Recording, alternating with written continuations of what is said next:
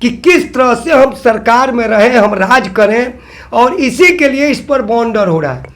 ठीक है, जातीय जनगणना हो तो उससे क्यों नहीं गरीबों का आंकड़ा बना करके आज तक कितने लड़ाइयाँ हुई, लेकिन मैं तो देखता हूं कि 1975 से लेकर आज तक जो झुंगी झोपड़ी वाले लोग हैं ओरिजिनल, उनका कोई विकास नहीं हुआ, न शिक्षा का। सारे जनता को गुमराह करके democracy the government of police जो लिखा है, सोच कर लिखा है, जनता दिग्भ्रमित हो रही है, कहीं जात में, कहीं संप्रदाय पर, कहीं किसी चीज धर्म पर। इस तरह से जनता को ये लोग अंधा बना करके और अपना रोटी ये सब लोग एक होकर के सेंक रहे हैं, लेकिन इससे कोई फर्क इस पर नहीं पड़ेगा, मेरा अनुमान है पर्सनली।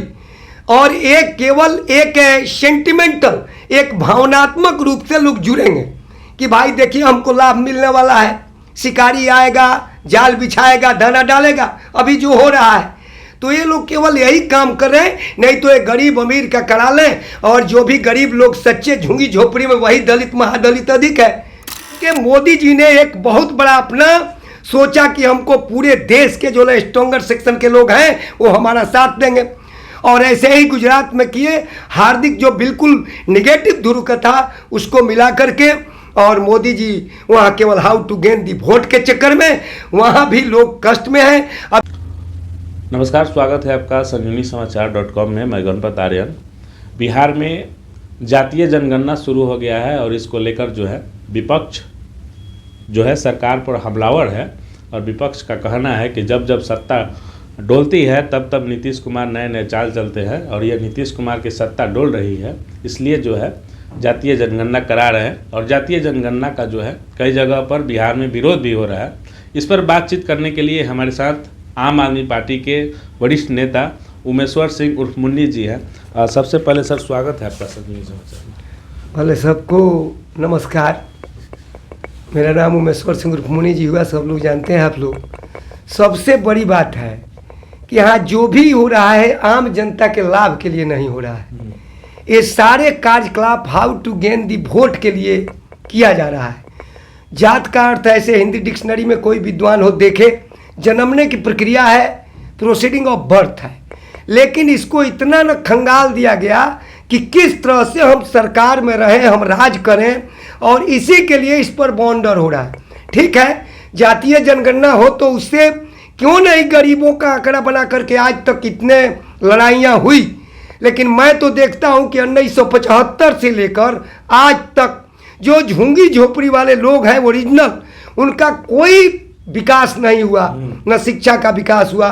स्वास्थ्य, मैं कल हॉस्पिटल में था, एक चनेश्वर प्रसाद जी थे जो मृत शैया पर थे, उनका सही इलाज नहीं। जब मैं सीएस को टेलीफोन किया, उठाते हैं, नहीं उठाए, तो मुख्यमंत्री पर जब किया टेलीफोन तो एक टेलीफोन उन लोगों ने दिया जो शायद तेजस्वी जी का है, लैंडलाइन का। मैंने टेलीफोन किया तो वो कहे कि ठीक है हम करते हैं सीएस को टेलीफोन।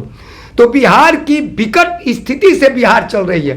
तेजस्वी जी स्वास्थ्य में भी अच्छा, पहले मालूम पड़ा कि सब करेंगे, किए, एक सुपरिटेंडेंट को सस्पेंड भी किए।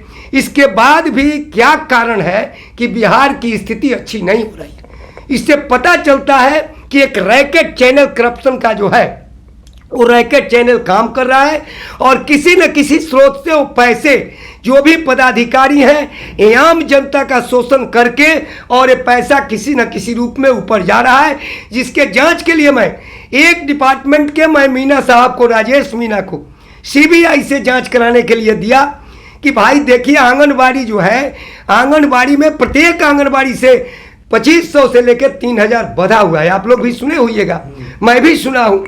इसका आज तक सही जांच नहीं हुआ।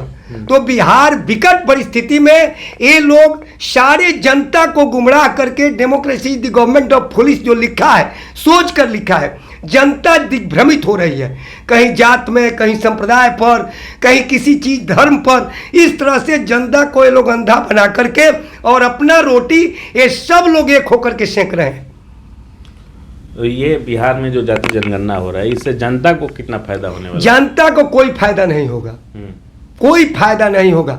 नीतीश बाबू से भी मेरी चुनौती है, मैं जानता हूं ईमानदारी से वो रहे हैं, ईमानदार रहे हैं, लेकिन हमको बता दें कि किस गरीब जनता को जो दलित, महादलित, जो नीचे तबके की किसी कास्ट में है, क्या उसको फायदा होने वाला है वो बता दें हमको।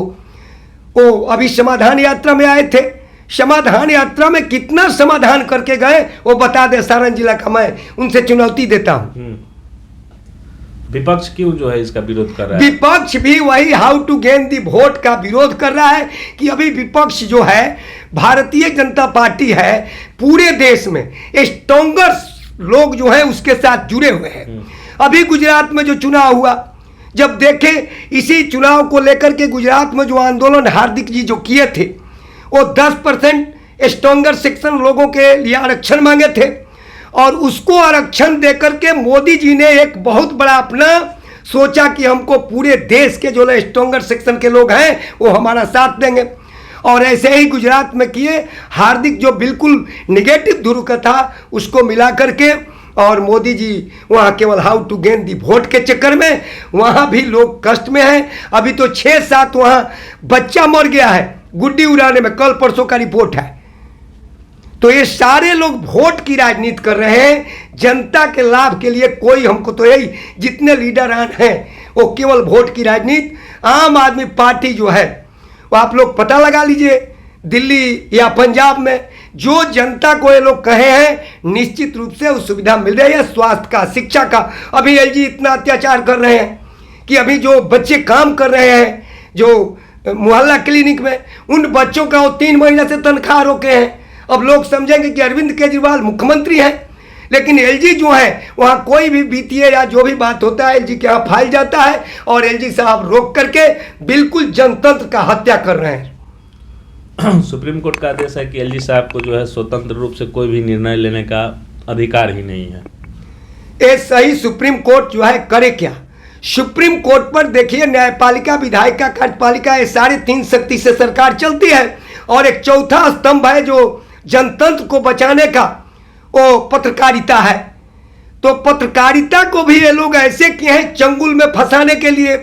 इसके बाद आप सुने होइएगा जितने पत्रकार, अच्छे अच्छे पत्रकार जहां तहां किसी न किसी तरह हमें मारे गए हैं, जो सच्चे लिखने वाले लोग हैं। इसके बाद न्यायपालिका में अभी बी चंद्रचूड़ साहब हैं, उनका हम देखते हैं कभी कभी, वो बहुत अच्छे बात करते हैं, लेकिन ये चंगुल में फंसाते हैं लोग। जैसे गगोई साहब थे, उनको चंगुल में फंसा करके और मिस्टर मोदी जी उनको राज्यसभा में भेजे। तो कहने का तात्पर्य है कि ये सारे लोग, कोई जनता से मतलब नहीं है, एक भावना उभार कर, जिससे भावना जनता के दिमाग में बैठ जाए कि हमारा ये काम कर रहे हैं, लेकिन कोई लाभ ये लोग नहीं दे रहे हैं। अच्छा, ये जाति जनगणना जो हो रहा है, तो क्या अब जो है जो पिछड़ी जाति के जो लोग हैं, अगड़ी जाति के जो लोग हैं, अपने बच्चे का जो है शादी जो है अंतर कास्ट में जो कर सकेंगे? देखिए, यदि इस तरह से समाज में ऐसा हो कि नहीं सारे लोग अपने समरूपता में शादी करें, किसी भी कास्ट के हों, तो बहुत अच्छी बात है, लेकिन इससे कोई फर्क इस पर नहीं पड़ेगा, मेरा अनुमान है पर्सनली। और एक केवल एक सेंटिमेंटल, एक भावनात्मक रूप से लोग जुड़ेंगे कि भाई देखिए हमको लाभ मिलने वाला है, शिकारी आएगा, जाल बिछाएगा, दाना डालेगा, अभी जो हो रहा है। तो ये लोग केवल यही काम कर रहे हैं, नहीं तो ये गरीब अमीर का करा लें, और जो भी गरीब लोग सच्चे झुंगी झोपड़ी में, वही दलित महादलित अधिक है, और निश्चित रूप से वीकर सेक्शन के लोग हैं, उनका क्यों नहीं करके। और ये लोग एक 4th ग्रेड का आज तक नौकरी दिए हैं लोग, बताइए ना। मैं तो 75 से देख रहा हूँ, सबकी सरकार को देखा, हम लोग लालू जी के भी पीछे पीछे रहते थे। तेजस्वी जी तो कैंप लगा लगा कर नौकरी बांट रहे हैं। हम तो 2-4 लोगों को हमने कहा कि आप यहाँ जितेंद्र जी मंत्री हैं, देखिए पानी पिलाने में, और जातीय जहाँ तक सवाल है, वो सब बेचारा बिल्कुल दूध बेचने वाला है। और उस सबको कहे, एक संतोष जी हैं जो इसी जगह आपको नेवाजी टोला के तरफ के हैं, और से बहुत से लोग हैं, 3-4 लोग, उन लोगों को हम कहे कि भाई यदि पानी पिलाने में हो, आपका बेटा ग्रेजुएशन किया है, इतना तेज है, तो देखिए, तो वो लोग जवाब देते हैं कि नहीं कुछ नहीं करेंगे लोग। तो कैसे हम समझें कि ये लोग 10 लाख लोगों को, नौजवानों को नौकरी देंगे? ये लोग दें, यदि सच्चे लोग दें तो मैं सबका साथ मिल करके पैर के जूते का पालिश लगाऊंगा, नीतीश बाबू, तेजस्वी बाबू, लेकिन हमको दिखाई नहीं दे रहा है। यहाँ तक कि स्वास्थ्य पर जो तेजस्वी जी बोले थे, और मेरा चुनौती है तेजस्वी जी लड़का है, उनका हमारा आशीर्वाद है उनके साथ, लेकिन क्या वो बंधे हुए हैं नीतीश बाबू से? क्या कारण है कि हेल्थ डिपार्टमेंट आज तक ठीक नहीं हो रहा है? यहाँ सदर हॉस्पिटल में आप लोग तो मीडिया वाले हैं, अस्पताल तो चमक रहा है पूरा। नहीं, कल अस्पताल की स्थिति ऐसी थी कि एक संपत जी थे जो पूजा पाठ कराते हैं, तो उनका तबीयत खराब हुआ या जो भी था। एक लड़का जो बसु है उसमें काम भी करता है, गंगोत्री जी का, तो जब हम गए तो बिल्कुल जो है वो लोग कहे कि नहीं नहीं एकदम डेड बॉडी, और वो लोग एक लड़का दूसरा कहा कि नहीं ले जाए, नहीं तो बचेगा नहीं, तो लेकर चले गए लोग। इसके पहले कुछ ठीक था, लेकिन कल हम गए हैं तो पुनः स्थिति देखते हैं कि उसी प्रकार से, और सीएस साहब जो है एकदम डिक्टेटर जैसा। कारण क्या है? तेजस्वी जी आदेश दिए हैं कि बिना किसी कारण के किसी मरीज को रेफर नहीं करना है।